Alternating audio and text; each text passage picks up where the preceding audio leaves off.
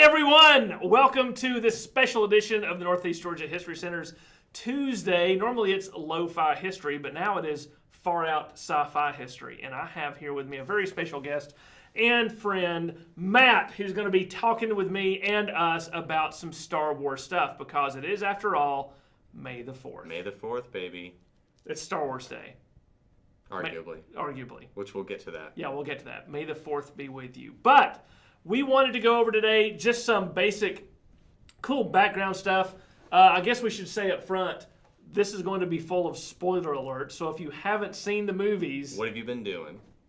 You just run and watch them real quick. We're going to spoil all of them. So. Oh, pretty much. Yeah. But you know what? I'm of the opinion that if something is really good, it can't be spoiled. Right? It's like that great literary trope where you tell how everything ends in the beginning, and then the rest of the story is how you got there. Absolutely. Right? Yeah. We're going to do that. Yes. With Star Wars. Yay. So, we're going to start off, and I think a lot of the focus is going to be on A New Hope, which, when it first came out was called Star Wars, before it became an episodic thing, and they realized, wow, we need to make a series. I own a DVD box set that has the original theatrical releases on a disc of each of the original trilogy. Mm-hmm. And I was very surprised. I put in Empire Strikes Back. It said Episode 5. But when I put in A New Hope, it just said Star Wars. Am I crazy? No. Did they do that? That's how they originally did it. So Star Wars, like I said, it was Star Wars. Uh-huh. And then when Empire came out, it's Episode 5. So that early? Yes. Wow. Now, yes, it was that early. It was that early. That's crazy. Because that was 1980? Yeah. Yeah. Huh. Yeah, so they, again, they thought it was going to be a one-off, everyone except for George Lucas. George Lucas had this huge plan. As you know, we're probably going to get into this, so maybe I should shut up. But he had this longitudinal approach to this fantastic story that he wanted to tell. And he didn't think he would get any more than one movie out of it because it was probably going to bomb at the box office. It's lasers and robots in space. Who watches that stuff? Yeah, and if you just watch the movie, and if it was the only movie, well, they win. They blow up the Death Star, and everything's great unless there's a sequel. And then they had to make another one, and bad things start happening again. Yeah, and there they go. So we're going to go into that. We want to remind folks. Thank you for joining us, and this is pretty early in May, so to keep great programs like this coming, we have a donation goal this month, and if you like what you see, if you want to continue to support the History Center, we've got a bar down here, and there will be links in the chat where you can go and make a donation and help us achieve that. But we want to jump right in, and Matt, take us away with some interesting factoids and background for Star Wars. So let's talk about George Lucas. George Lucas was a filmmaker coming up in the 60s and 70s, went to film school. I'm pretty sure he went to film school he bumped paths with a lot of folks. Francis Ford Coppola, who did Godfather, Apocalypse Now, a bunch of other stuff. Steven Spielberg, they were good buddies. Did they go to film school together, or they were just buddies? I want to say they went to film school together, but that may not be true. I know Francis Ford Coppola went to film school with Jim Morrison from The Doors. Prolific filmmakers all around. Who was played by Val Kilmer in The Doors movie, who also played the hero in Willow, which was also a George Lucas vehicle. Interesting. Yeah, there you go. Brought us right back in. Star Wars is only George Lucas's third movie. He did THX 1138, which I don't even know if it got a wide release. It's just It did not.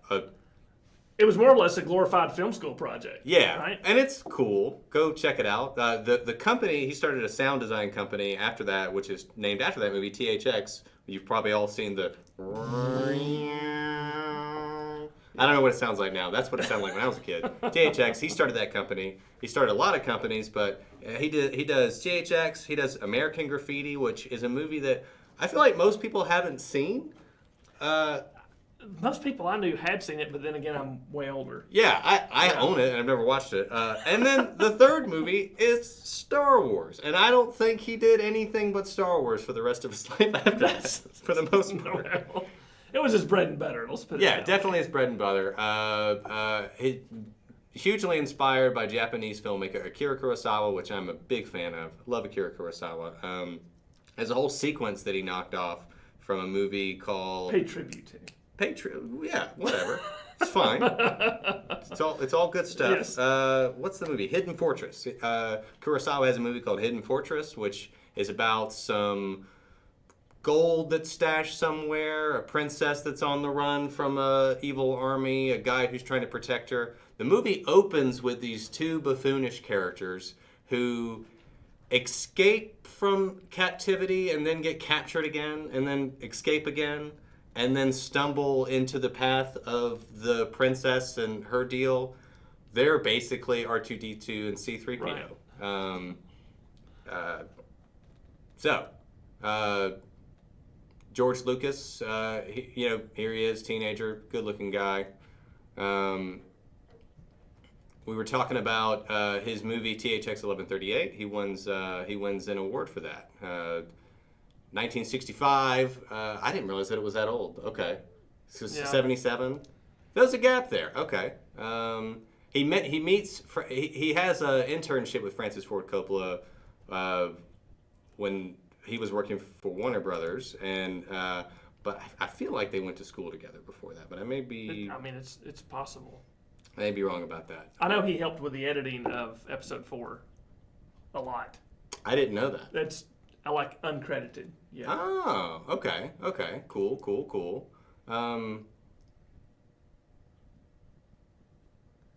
But he gets that award for THX. Then he goes to American Graffiti, which is a fairly big Hollywood movie, makes that, and then he's looking. So now he's got a little bit of cachet in Hollywood. Yeah. Right? So now he's looking to do what he really wants to do.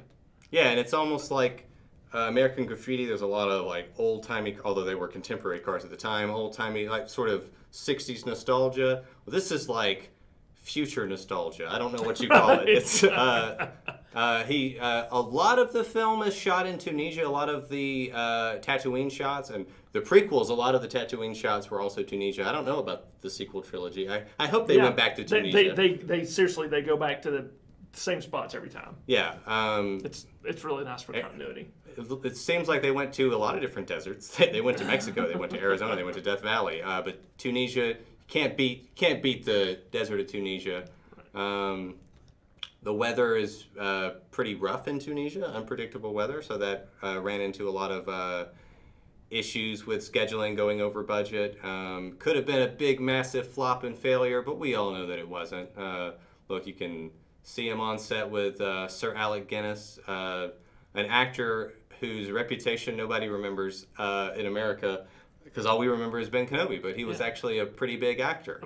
A very big deal, and he actually, when Star Wars came out, he got top billing as and Sir Alec Guinness. Yeah, they paid him a boatload of money to be in this movie. Well, I think what they ended up doing was giving him 0.25% of all gross proceeds. Wow, you can't which beat doesn't that. sound like a lot at the time, but now his estate gets millions and millions of dollars every year. His great-grandchildren are living off that stuff right now. We got Mark Hamill as Luke Skywalker. If you were a kid of the 90s and you watched Batman the Animated Series, you heard Mark Hamill a lot. He voices the Joker on that show. Very prolific voice actor after Star Wars. He nor Carrie Fisher had big film careers, unfortunately, which I think is too bad. I think they're both great. They're both great. Harrison Ford, however, did have quite a career after this. And how well known was he at the time? Not that well known. Well, he had had a small part in American Graffiti, and after American Graffiti, he'd gone back to his job of a construction worker, renovating houses and building sets. Wow. And George Lucas said, "Hey, I've got this role I want you to try out for," because he knew him from American Graffiti, and he's like, "Okay, but I don't get off work until such and such time." Building stuff. So he goes, he does the audition, nails it. He becomes Han Solo. Sets him on a path of global size stardom. Yeah. Alec Guinness he's been in so many things, and I've never seen a single Alec Guinness movie. Have you seen one? Oh God, yes. But he's supposed to be very good. Oh, he's fantastic. He is really good. I mean, he was in Lawrence of Arabia. He's done a lot of those, super subtle 40s and 50s films. He does comedy too, right? Doesn't he do comedy? He does comedy. He's pretty good. Okay. There's a movie he's in called Murder by Death, which is pretty funny, and he plays a comic role in that as a blind butler. All right. But yeah, there's nothing he can't do.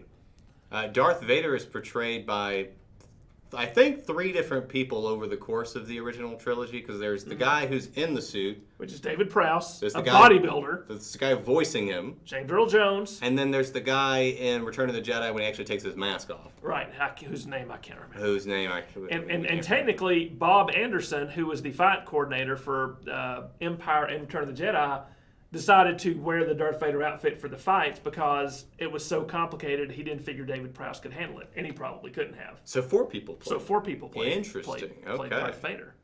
There he is, David Prowse. And yeah, he was cast because he was a big, tall bodybuilder. Well, there you go. James Earl Jones cast because he has a beautiful voice. Mufasa, Field of Dreams.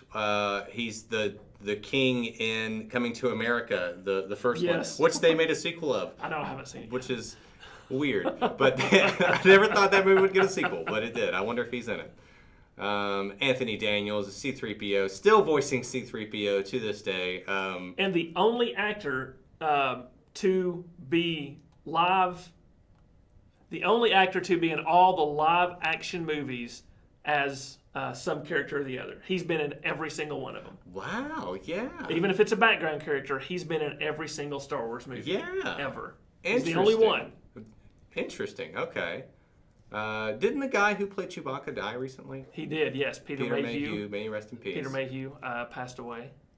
Let's pause for a second. We lost our connection, so I've got to get us back.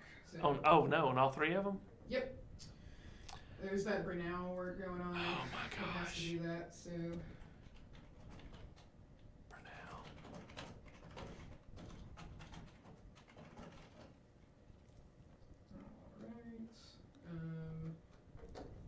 let's just try. What point did we lose it? Approximate. About a minute ago, I wasn't being able to listen. Let's see. So we probably can go back to Yeah. Anthony Daniels maybe. Hold on 1 second. All right. Hey. Okay, I think we are live again. Okay, but now good. I have to tell everyone that we're live again. So we're going to keep on holding for just a moment. So let's make sure we are actually good to go. All right. Looks like we are back. Excellent. Okay, good.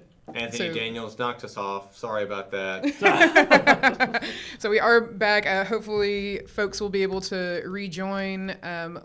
But we will be recording this anyway. So We did get an anonymous We got a $10 donation. donation. Thanks, we folks. did to from Gene actually from Gene. Hopefully we get a donation for every time we get knocked off the live. Well, Oh, we just got an anonymous. I see. Oh, that's awesome. yeah. All right. Well, let's hold for just another minute so Let folks people can join back. us. Yeah. All right. So let me make sure we're on Become Facebook. one with the Force again. Yes, That's we right. must become one with the Force. All right. I think diet. people are Yes, starting that's to. right. A word I learned last night. What's that movie? All right. I think people are starting to get back on. There's Daffod. Boo from Yes. Wales. Yes. Boo. Sorry, Daffod. Yeah. Right. So I'm gonna give folks just another minute. Maybe Daffod's a Force ghost. Maybe so. So let me make sure everybody. All right. Yeah. I'm gonna put it in It's one thing the. if you play like Star Wars games, they'll just put the word Force in front of powers. It's not lightning, it's Force lightning. Right. It's a Force push. It's Force push, Force pull, Right. Force ghost. Force ghost. All right. So and then so R2D2, the beloved character who, as we eventually learned from the prequels and the sequels, I've turns never out seen that picture. to be one of the most important central characters in the entire Star Wars legacy, right? He's there for all of it. Yeah, he is. And he knows everything. Yeah. He knows who's related to who. He knows Anakin's Darth Vader. He knows the Skywalkers are Well, brother doesn't and he get his sister. memory wiped? No, that's C-3PO. R2 stays. He knows the He whole knows time? everything. Wow. That's what I'm saying. He's like the bomb, right? And so Kenny Baker, there's a couple of ways they approach R2-D2. So there's, of course, the mechanized version that's remote controlled that doesn't get around very well. When they need to have movement or something like that, Kenny Baker gets in there and kind of moves him around and does, the manipulative things when a piece needs to be turned or something. And then eventually, a young Warwick Davis also starts to play a little bit of R2-D2. Oh. And then he does, he such a good job that he eventually becomes Wicked in Return of the Jedi and has several different Star Wars cameos and places that he shows up. There's this type of Star Wars fan that hates Ewoks. I don't understand that. I think they're fine. I think what bugs people the most is that little primitive teddy bears who have stone-tipped weapons are able to defeat the elite forces of the Galactic Empire. Doesn't bother me one bit. I mean, I'm here for it. Right, so they seem to have won. Yeah, they won. Yeah, they won. Leave them alone. So when they put Star Wars together, it took, of course, a huge creative team, and a lot of the things Lucas wanted to do, he and his technical team were having to invent these things as they went along, right? So they're having to come up with new props, new filming styles. They use what at the time is this amazing new technology called blue screen. There's no CGI, and actually, let me back up. There is very little computer-generated graphics. Are you counting claymation as? I'm not. No, they have claymation in there, but Okay. they do have at the end of episode 4 when they're showing how to maneuver down the Death Star trench. Right, that computer graphic that shows that's the plans to the Death Star. That took a computer programmer 3 months to program in a computer. Oh wow! That That's little, amazing. that green Yeah. line scene, 3 months to program into a computer. Wow! To make those like, it's what, 15 seconds of computer Wow. graphics. So technically That's there are crazy. computer graphics Huh? in the original Star Wars. But, there's so many technical people, the model builders and everything. And yet, comparatively to a lot of the way modern movies are made, the credits just go on forever and ever for all the computer and the lighting and everything. There's literally thousands of people that work on a movie. A really cool thing that I noticed so I've spent the past 4 days watching all 9 of these movies because I wanted them to be very fresh on my mind. He is immersed. And in the sequel trilogy, a Disney trilogy, when they play the board game Sabak, or is that the card game? The board game that they play. Oh. They Yeah, I know play what it you're in talking A about. New Hope. It's chess. It's space chess. Space chess. Yes. When they play it in A New Hope, they're I think C-3PO plays it against Chewbacca, and there's the scene where he's just like, "You better let him win because he'll pull your arms off." Right. It's like a claymated thing. It's like claymation. When they played the game on the Millennium Falcon in the new trilogy, it looks the same. It's like they still made it look like I don't know if they actually used claymation, but they Right. made it look like I don't it, know if they did or not. which is cool. I thought that was a nice consistency. I would like to think that they did. I would like to think that they did. But I and appreciated that. But that team, that creative team from the first Star Wars movie, just set so much of what we think of as Star Wars. You saw some of the concept art by Ralph McQuarrie. My gosh, what the man drew became what Star Wars is, and working with Lucas made that happen. The makeup artist that created some of the creatures, the people who were putting the fights together, right? Because lightsaber duels are incredibly central to Star Wars.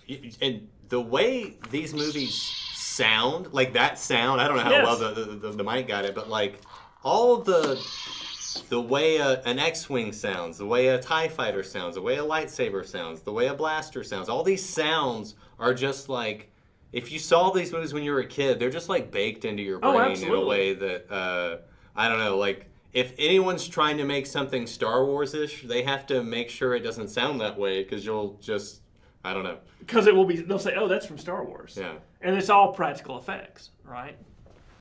So, and the models, this is, I don't know if I told you this last time we talked, but watching these movies made me, when I was young, I'm going to be a model maker for ILM. That's what I wanted to do with my life, is make all these cool models of the ships and the AT-ATs and all the things that you saw on screen were all practical. They were all, ships, and I wanted that so bad. And obviously I didn't do that. You got close. I got close. I still like Star Wars, but all those things came together and made a movie that, contrary to anyone's expectations, it took over the world. Yeah, right? Star Wars is a huge hit, and this was the era where I'm pretty sure the term blockbuster came about. If you need me to explain, a block. So there's the block, the block that the movie theater's on. If they're lined up around the block to see your movie, it's a blockbuster, baby. And this, we got Jaws the same decade. I mean, Right. there's a bunch of movies that were just huge box office successes in a way that a lot of movies hadn't gotten that broad of an appeal before. And if you think about Star Wars as to who are they marketing it to, Star Wars is always, always, always accessible to children. Yes. But they know that adults are going to go see it too. So it's like, that is like everybody. Which is where the Ewoks came in, right? Because those Ewoks sucked the kids in. They sucked me in. Yeah. However complicated a Star Wars plot might be, it needs to be simple enough that a 6-year-old can follow it. Right. And that is that's the secret. That's the formula right there. Right. And so when it premiered at Mann's Chinese Theater on May the 25th, 1977, things were set in motion. And by the way, this is where we'll segue. Yeah, Star Wars Day.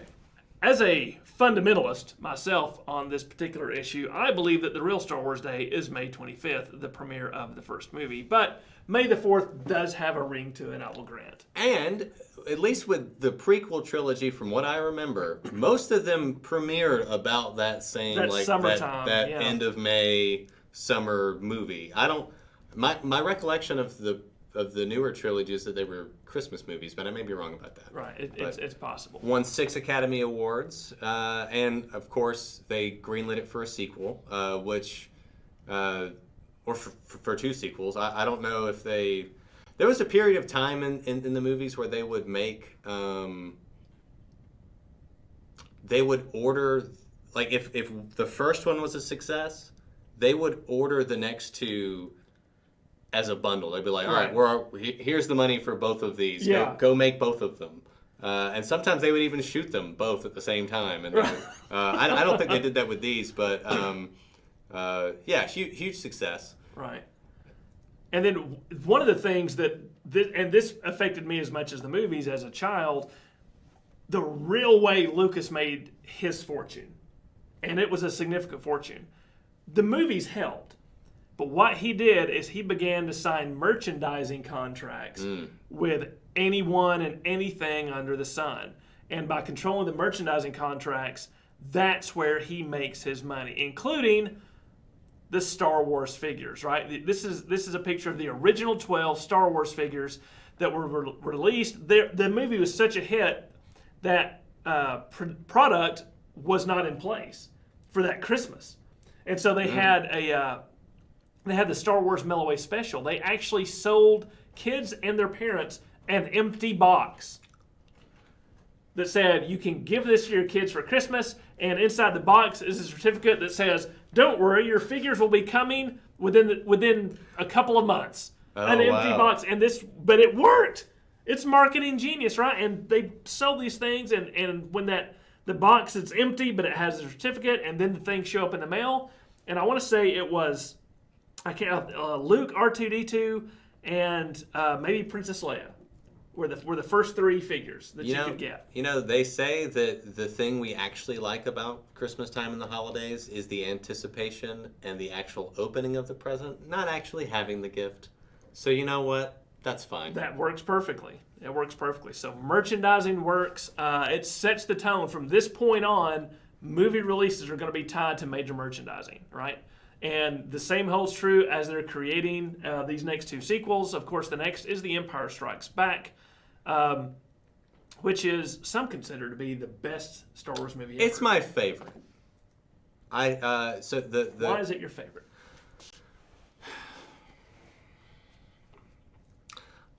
In 50 words or less. I just think it has the best script. Yeah. I think it's the most solid script. It's it ends with a great cliffhanger ending, and also just what it's about is, I feel like, very clear. Can we talk about what Star Wars is about generally and what each trilogy? Let's make it through. Let's make it through. We'll tie it all up. We'll tie it all up. So, you're right. Empire is this tight story, right? The cool ice planet. Some people also said the Empire was the peak of the toys. You've got the Falcon, you've got the snow land, you've got the asteroids, you've got Bespin. It's all these great things, and this is really where that chemistry between Han and Leia starts to take place. Yeah, right. Definitely. This is where it happens. This is where C-3PO sort of becomes a thing, and Empire also introduces some of those really important characters that throughout the rest of the Star Wars universe play a central role. Of course, Yoda being one of them, played by the great Frank Oz, one of the great puppeteers in all of history. Absolutely. Period. But, and again, they're still using practical effects. Notice in the picture behind me, this is Frank Oz with his hand, moving. They had to rebuild the entire Dagobah set so that Yoda could be manipulated from beneath and from the side, and it works great. It looks great. It's perfect. It looks really good. And see, he made the Yoda puppet. He supervised that, and then he portrayed him perfectly. And Empire and all 3 of these movies are about practical effects. One of the great scenes is when the Falcon is trying to escape from a giant slug in an asteroid, right? Yeah. And it's a great scene, but of course you can see, this one here right behind me is the actual escape. Oh, this one over here is, you can see the hand coming up where they're trying to make that happen. And that looks great even today. Like if you go and watch it, they've doctored the movies up. They've kind of punched it up a little bit, but like a lot of if that looked bad then, it still would look bad. And it looks good. And these movies have aged well, not just because they're Star Wars. Yeah. The stories are tight, the production quality is good, the effects are great, and the stories have a timeless mythological oomph about them, including the struggle between father and son. Right? Good and evil. Good and evil. Before we move on, I do want to say, we often think about C-3PO and R2-D2 as like the duo. Empire Strikes Back, for me, it's all about Chewbacca and C-3PO. They are so... I love them on screen. Point, yeah. They have a similar dynamic because you can't understand anything Chewie says. So it's kind of the same. But he's so worried when he can't find him, and when he finds him, he's all in pieces. Trying to fix it put and them together. And C-3PO's like, "You idiot! You're doing it wrong." It's just great. And here's Chewbacca trying to save him. Right? Yeah. And like you say, you get this great reveal that Vader is Luke's father. And it's this great cliffhanger which sets you up for the penultimate episode of the trilogy, The Return of the Jedi. Yeah. Right? And originally when this movie was set to come out, it was called Revenge of the Jedi. They have posters. My friend actually is trying to get her hands on a poster that's Revenge of the Jedi. Good luck to her, man. Yeah. But then Lucas realized, you know what? The Jedi don't take revenge. No, yes, they're back. It's because it's all about Luke fulfilling his destiny with the help of his friends and an incredibly alluring Princess Leia.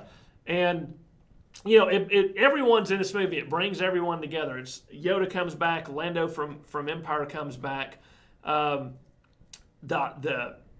Han and Luke friction between them over the girl that turns out to be his sister can now be their girlfriend. But though, when that few minutes, well, never mind. I'm jumping ahead to Return of the Jedi. Never mind. I'll say. We're Return of the Jedi. Well, okay, yeah, we are. Yeah. So that few minutes when Han thinks Leia's in love with Luke, he's such a good dude about it. He's just like, you know what? I'm not going to be a jerk, and I'm going to just be cool. Because I see you have feelings for him. Yeah. And he's just misinterpreting. He could have been you know what I mean? Right. He didn't do that, which I appreciate. Good going, Han Well, Solo. I mean, Han is the classic chaotic good character. Yeah. Right? Uh-huh. I mean, he's good at heart. He just does whatever he needs to do to make the good happen. Sometimes that's killing a great big slug. So we're looking at the opening scene of it's a great first act. I love the first act of Return of the Jedi. Han's been taken. He's been frozen in carbonite, and he's been taken by Boba Fett to be returned to Jabba, a debt that he's been trying to get paid off since the first movie. Right. And they're going to rescue him, and and this whole scene. Jim Henson and his folks did this scene. Yes, it looks great. There's 3 guys in the puppet of Jabba. Yeah, and it's such a cool scene. It's there's just all these. They all show up. They're he sends the droids first, and he gives them his gifts to Jabba, which is great because R2 knew that, but C-3PO did. R2 knows everything. R2 knows everything. Yes. And then Luke, and then Leia shows up, posing as a bounty hunter who's captured Chewbacca. And it's like, hey, I want money for this. Lando's already snuck in. And then Luke shows up. And he had announced his visit by way of the droids. And he makes sure, he butters him up. He's like, hey, I know with your infinite wisdom, Jabba, we'll be able to come to some, I want to bargain for Solo's life. You're very smart and great, and I'm sure we'll be able to work something out. And Jabba's immediately like, no, I'm going to kill him when he gets here. Yeah. Which he tries to do, but Luke's smart. And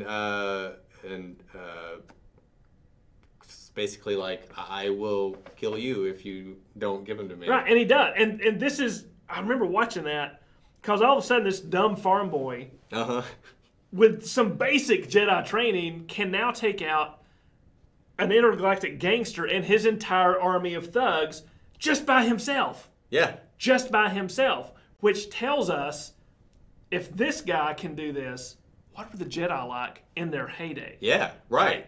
I mean, he has so They much must have been confidence in that amazing. scene. Yeah.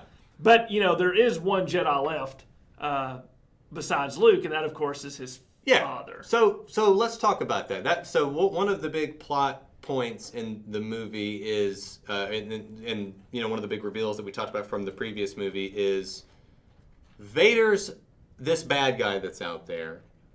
Obi-Wan meets Luke and says, Vader was my apprentice, and your dad was my friend. And Vader went to the dark side, and he killed your father. My friend. My friend. Yes. And that's something that Luke learns isn't true, and he's given it's not literally true. As Obi-Wan says, you'll find a great many of the truths we cling to depend upon our point of view. Right. And he does make this pitch, and even once he accepts that, there's something about Obi-Wan didn't seem to think there was hope to change Vader. But Luke knew there was. Luke could feel it, and that's something that it's interesting that even though he followed his master's advice up to a certain point, there's also a point where he had to trust his own judgment and puts himself at great risk and just basically hands himself over to the Empire by the end of Return of the Jedi and just shows up at his doorstep. Right. And it's like, hey, I'm here. And and there's just this great scene where Vader's just like, nah, buddy, I'm evil. And right. And then I don't know if it's like when Vader sees that the Emperor was just going to kind of throw him away because he has this new young. But then when he sees his son getting hurt, he steps up and he becomes the dad that Luke always needed. Yeah, he chooses family over job. Yeah, basically. Yes. And he saves the day, restores balance to the Force, which will. Yeah. Which, speaking of. Yes, we get to see. And so, wait. Before you say it, we experienced something. You were a little too young for this, I think. Okay. We experienced something called the Dark Times. Because after Return of the Jedi, Lucas was done with Star Wars. A lot of people were done with Star Wars. And this was 1982. and it had a big boost after Jedi, but then it kind of trailed off quickly. And those of us who had grown up with Star Wars, who loved Star Wars, there was nothing there. It looked like Star Wars was over, right? For, 10, 12 years. And then all of a sudden we get word that there's going to be a new Star Wars trilogy. New Star Wars, yeah. I can't tell you what that was like at that time. It was a transfiguration of the knowledge that it was going to be there. And when episode 1 came out and was released, I'm an adult at this time, right? I'm married. I have a job. And I get out of the car and I run to get into the theater and get in line like a 5-year-old. I couldn't control myself. I had to get in there, right? And what did you think when you saw it? In that moment, I was absolutely blown away. Good. I was blown away. Good.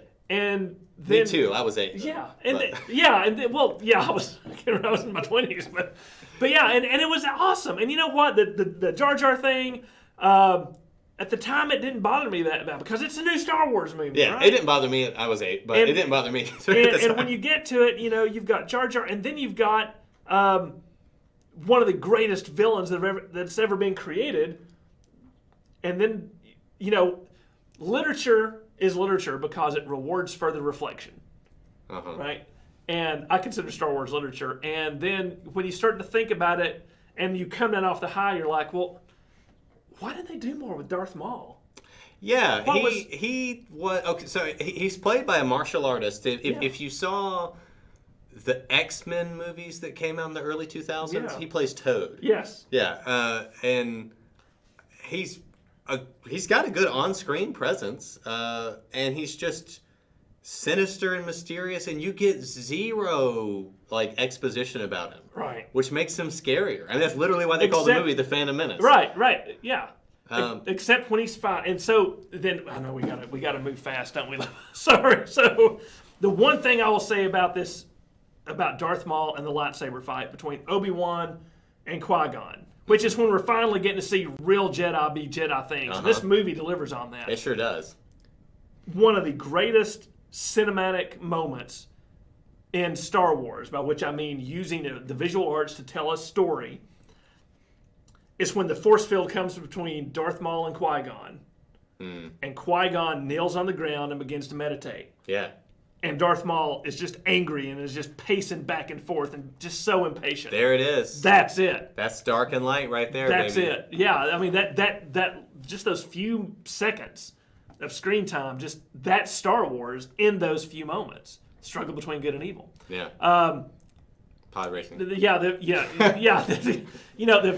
got everything. It's got fast. It's got pod racing and everything like that. So people kind of left episode 1 feeling weird, really happy, but they felt weird about it a little bit. And then episode 2 comes out, Attack of the Clones, and we get an older Anakin, right? We get an older Anakin who's fallen in love with a girl. We get all these Jedi. We get, Ewan McGregor as Obi-Wan. And it's just unspeakably perfect. And it was, when I was rewatching it, I was very surprised at how it really felt like a mystery story, the second one, because a lot of it is like, who's trying to kill Padme? Okay, he's from this planet. Well, let's go to this planet. Oh, there's clones. Who ordered the clone? There's just this where did this army come from? What's going on? Yeah. And they don't really get a lot of answers, but we do. We kind of can put it together because we see Palpatine scheming in the background, and right. I don't know. But that's another, to touch on that. You're talking about it's not a spoiler. Because even if you know what happens, we know Palpatine's going to be the Emperor. Yeah. And yet it's so cool to watch that. Yeah. Right? Oh, and the thing about this movie that was so big is that you'd never seen Yoda fight before. Oh, yeah. Oh, man. Like, when they showed the trailer and you're like, Yoda's going to be lightsaber fighting? How can he? He's too short. We were all just like, because, in the trailer, they would only play, 3 seconds of the fight. And you were just like, yeah. You just couldn't believe it. You just couldn't believe it. Right, and it was so good. Yeah. And then you get the third movie, which is Revenge of the Sith. Yeah. Right? And Revenge of the Sith. Oh, whoops. Sorry. Well, it's there. Yeah. Revenge of the Sith is when they bring everything together. And again, they're wrapping it up because we don't know if we're going to get any more Star Wars movies after this. Not really. So they're trying to wrap this up into a nice, neat bow. And I will give Revenge of the Sith this. I think it does that very well. I think that it's a really good movie. The lightsaber duel between Anakin and Obi-Wan is without question, in my mind, the best lightsaber fight there ever was. I think it's the longest sword fight in any movie. I think It's pretty long. Yeah. It's pretty long. And, again, and we see Yoda fight more. We see Yoda fight more. And we see Palpatine fight, which we've never seen that. We see the Revenge of the Sith. We see the rise of Darth Vader. We see the fall of the Jedi, the end of the Old Republic, the first Galactic Empire. It all happens in Revenge of the Sith. And when you get to the end, and you even see the beginnings of the Death Star, right? Yeah. Oh, you know what, though? I see somebody in the chat. You're right. Christopher Lee is great. I don't want... Because he kind of takes the Darth Maul place. When Darth Maul gets killed, I don't see why they couldn't have had both or something. But, I think Christopher Lee is great. Oh, he's great. He's so good. He's a great actor. Count Dooku's a good character. I liked what they were going with that. I feel like they kind of just discarded Darth Maul a little too soon. Yeah, and almost, the Christopher Lee character, almost too soon. You don't think so? I thought it was the right moment. You think so? Okay. Yeah, because Palpatine, that's how Palpatine operates. And that's true. That is one thing that's remarkably consistent in all the movies. Is Palpatine. That he'll be like, ooh, a new toy, and he'll just throw away his old one. So we watch Revenge of the Sith. Everything from Episode 4 gets tied up in a bow. And then after that, people become very upset with Star Wars. And they begin to look at the prequels, and there's a lot of angst and frustration with people from my generation because they didn't like Jar Jar, and they thought that Kristen Haydenson couldn't act. Hayden Christensen? Oh, yes. Hayden Christensen couldn't act. And we were about to go into this conversation before we actually went live, but even then, I was somewhat of an apologist for those prequels because I enjoyed them. And the older I've gotten, looking back on those and knowing that those were my son's first Star Wars movies, right? They're good. You know what? I think they're great. Having rewatched them,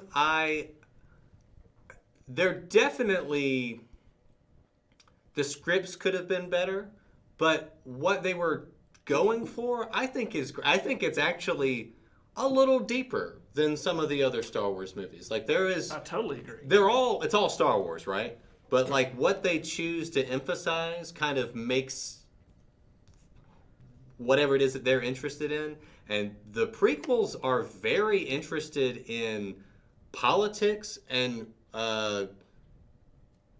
religious fanaticism almost. Yeah. And people would complain, you mean to tell me the evil Galactic Empire came about because of a trade dispute? Yes. Yeah. That's how it works. Yeah, and I know that's real. Yeah, it's almost like when I was rewatching, I was like, wow, there's a lot of politics in the movie for kids, but there's also a lot of stuff for kids that they don't really care, that it's almost boring. Like you said, the trade dispute, but there are all these scenes where Anakin and Padme are talking about where she's just like, yeah, democracy's good, and he was just like, I think fascism might be okay. Yeah. And and it's and if you think about it, Anakin is someone we've been given this character who has all these anxieties about death and the people around him, and doesn't trust the system in a way that I think a lot of people feel that way. And to have someone come to you and say, "Hey, I have all the answers. Yeah, I can not only your wife died. The system wasn't working, right? The system wasn't working. The system wasn't working, and I can fix it. Yeah. But there's also this. And I know we got to get to the. But there's this tension between. Okay, Padme was very much, we don't need an army for the Republic. That was very much her position at the beginning of Attack of the Clones. By the end of Attack of the Clones, they have an army, and they really needed it. They're they kind of actually happy to have one. needed it. Yes, and they use it. They don't just Not. and then that army in the next movie kills all the Jedi. Yes. I don't know. It's just interesting just how But the Jedi had become the moral complexity Yes. of it is the good. It's admirable. The clear-cut good versus evil in the original trilogy works. Yeah. The gray nuance of the prequels works. Yeah. And I would say if there's anything about that I picked up on when I watched the newer trilogy, which I haven't seen, I'm not as deep in any of it because I've only seen each of them, I think, once or twice now, is there's just this emphasis on doing the right thing even when it's hard. Or your responsibilities or step up. Yeah, like stepping up and also seeing the bigger picture and not letting your ego get. There's all this stuff that I think I didn't see the first. I think when I went to see them the first time in the movies, I was just mad at them because they weren't whatever movie I wanted to see when I walked in. I don't know. But then when I rewatched them, I was like, this is pretty good. I like this. This is good. I don't like the middle. Yeah, I guess we need to go through the sequels really quick. Yeah.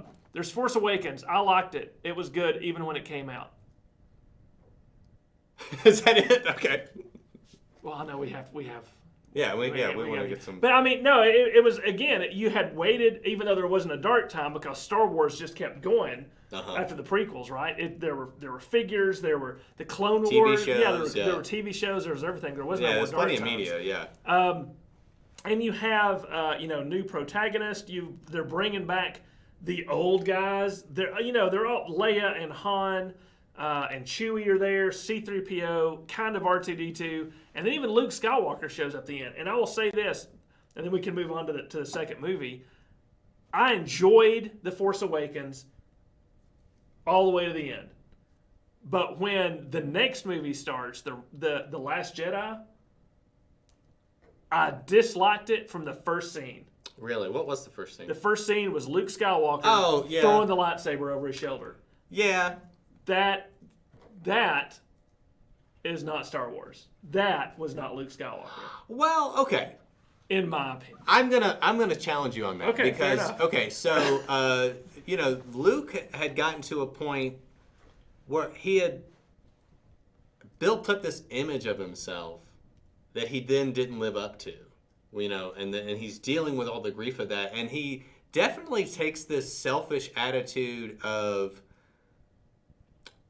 almost like there's not a way to actively participate in the world without causing harm. He's not stepping up. Yeah, I'm just gonna. Well, you know what? I'm just gonna sit back and not do anything because you can't do any harm if you don't do anything. But that's actually not true. Right. That's definitely not true. Doing nothing is an action. It's a choice that you're making. And when I saw it, I hated that too. But when I rewatched it, I was like, I think that's fine. I think we don't want to see Luke that way, but I haven't watched Last Jedi since I saw it in the theater the first time. You should rewatch it. I think you should rewatch it. I may. I have all the Blu-rays, and that one still has the plastic wrap. Well, because I'm a grumpy old man. And then a lot of people, and a lot of people really hated The Rise of Skywalker. That one bothered me a lot less, right? I thought the thing that ties together the sequels for me really well is anything having to do with Kylo Ren and Rey. Yeah, absolutely. That whole that dynamic. Whatever you think of the greater mechanics of the plot of the newer trilogy, the relationships, great. They're there. Oh, they are great, and that dynamic between those two, I think it's very good. I think it's very Star Wars. I think it's very. It is, yeah. And when he snatches the necklace from her, do you remember that? Through space? Through space? That was so cool. And then then the callback when she brings the two sabers to the fight and she gives him one. Yes. Was such a good callback. Because it's like, wow, this thing that was incredibly scary in this earlier scene is now you two collaborating. It's a super cool Jedi power. Yeah, right? it's just like, and again, there's this relationship of Luke, and a lot of them didn't think there was any hope for Kylo Ren, or at least Right. Luke knew he couldn't do anything to change him. Right. Whether or not he thought there was So hope. he was about to kill him. Yeah. Yeah. He just, he's like, I can't do anything to, like, I may have pushed you, I can't bring you back. And she insists on calling him Ben Solo. Any chance that she can, she calls him Ben Solo, Ben Solo, Ben Solo. And she just doesn't give up on him. Right. And I think that's very Star Wars. She's the good. It is good. It is Yeah. good. And then, we get that sequel, and then Disney bought the Star Wars franchise after the prequels, a little bit after the prequels, and then went crazy. They made the sequels. They made a Solo movie, which I liked, and you haven't seen it. I haven't seen it yet. Yeah. And then they made Rogue One. And the only thing I'll say about Rogue One, are you ready for this? I'm ready. It may be my favorite Star Wars movie. Wow. Okay. I just really like it. To me, it has all the things. Maybe it's because it takes place right there in the peak Empire times, right? Uh-huh. When it's the Death Star's there, and Tarkin is still there, and X-Wings and Y-Wings. And I just remember watching.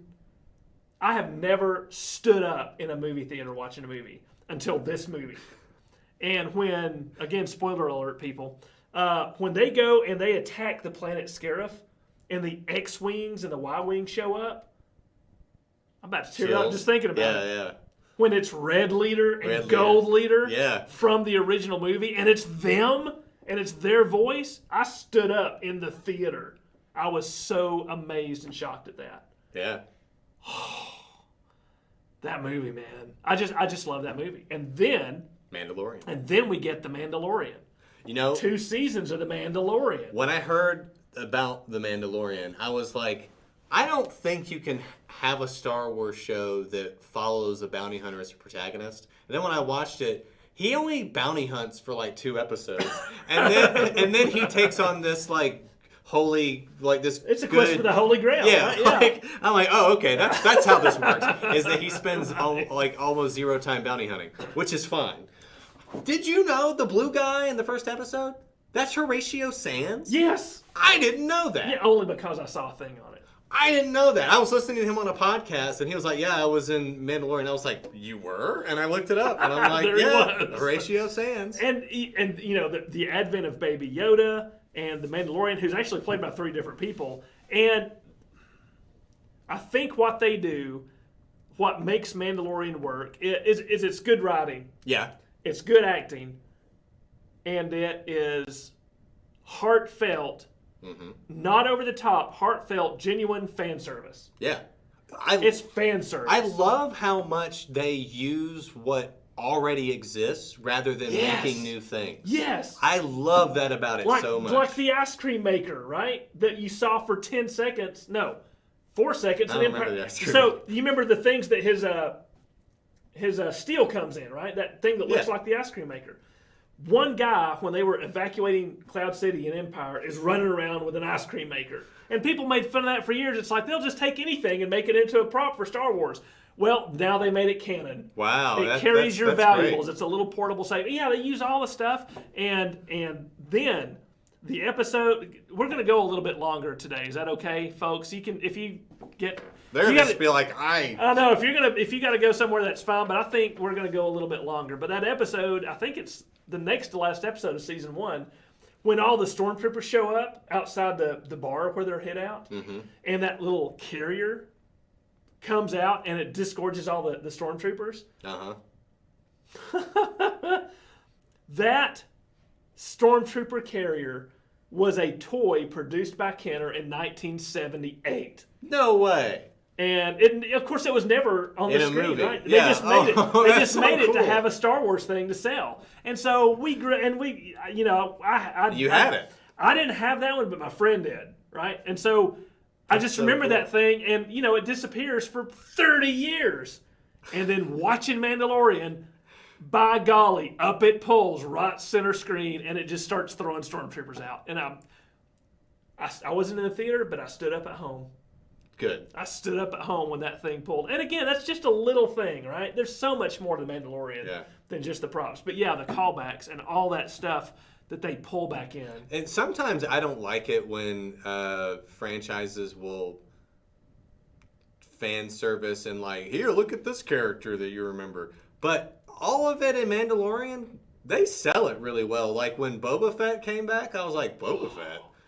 And I'm like, this is great. Oh, and let's not forget that, okay, so the canonical, so Boba Fett was just a dude, and then they made the prequels, and they established that Boba Fett is actually a clone of a dude, Right. who is his dad. The guy that plays his dad in the prequels plays Boba Fett in The Mandalorian, Yes. because he's a clone. And it's the perfect age, right? Yeah, and it's great. Meant to be. Yeah. Meant to be. Meant to be. All right. Oh, gosh. Okay, so I'm kind of pleased that we got through that in just an hour. Libba, if there are any questions or There must be anything hundreds like that, of questions. or even comments. Gosh. Well, first of all, thanks to everyone for rejoining us. I apologize, we had some network issues over here, but we are going to put the entire live stream recording in our YouTube and post it on Facebook too, so you can go back and share the entire live stream again with all the folks, all your Star Wars fans at home.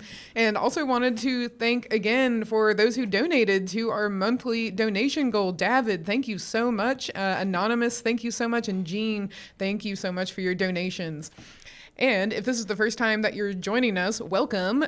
We usually at this time we have our lo-fi history stream, but we have quite a lot going on, so if you haven't subscribed yet, if you haven't followed us, do go ahead and do that so you can catch all of our programs. Now David has a question. Curious what's next for Star Wars, if anything, and any idea how much money all these films alone have brought in? I did look that up, and it was $68.7 billion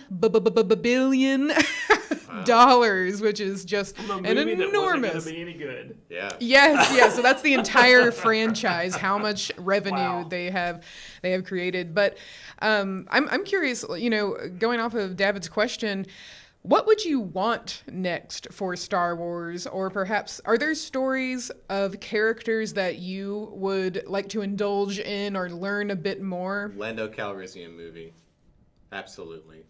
To be honest, I kind of wish that they hadn't have done a solo movie. Like, when I found out that Donald Glover was playing Lando, I was like, why isn't this a Lando movie? Well, I'll be honest. The first thing I thought was, the guy from Community, he can't be Lando. No, he can do everything. I was wrong. Yes. I was 100% wrong. He is He sings. Lando Calrissian. He raps. He does everything. He dances. He's so talented. I don't care. He's Lando Calrissian. He's Lando Calrissian. No one better. Should have been a Lando movie. Maybe we'll get a Lando movie. That's what. Yeah, I did watch the Solo movie. I was skeptical about. I mean, I went into it with a bad attitude. Ah, okay.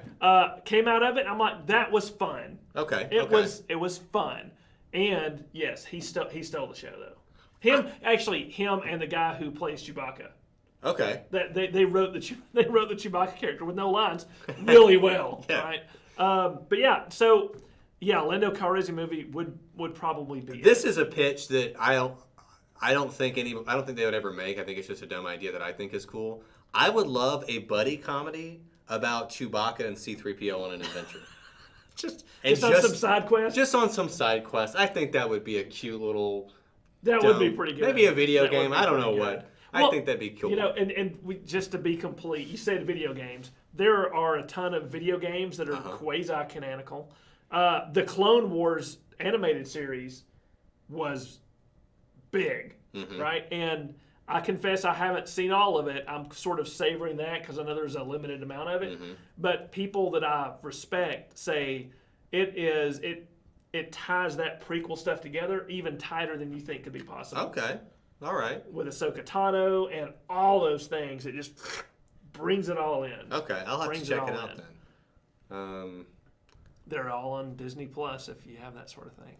Lisa on Facebook mentions that the actor who plays Chewie's is a delight in person too. Oh, that's so cool, Lisa. Did you get to meet them? That's fascinating. That's fun. Yeah, it's not Peter Mayhew anymore. Yeah. Right. But it's another guy. And Peter Mayhew was a jerk. This guy, I'm just kidding. I don't know if that's true. Now, I'm curious, is there, if you could go back and rewrite anything, would you make any changes? Yes, Matt. Okay, I was thinking about this when I was watching them all and I had finished Return of the Jedi. I had this thought that I initially didn't like that Luke and Leia were brother sister. I was just like, why? But having watched the prequels, or having watched the sequels and been like real steeped in it, I've kind of just accepted it. Right. But I will say, an idea that I had when I finished Return of the Jedi is, wouldn't this have been cool? They alluded in Empire Strikes Back that there is another. Mm-hmm. What if Luke finds out at the beginning of Return of the Jedi that he has a sibling out there that does turn to the dark side, and he has to deal with that? Like if he has this... Which is kind of what they did with the sequels, right? In a way. Yeah. Yeah. Yeah. And I was like, man, that'd be like different. But yeah. I also really like Return of the Jedi.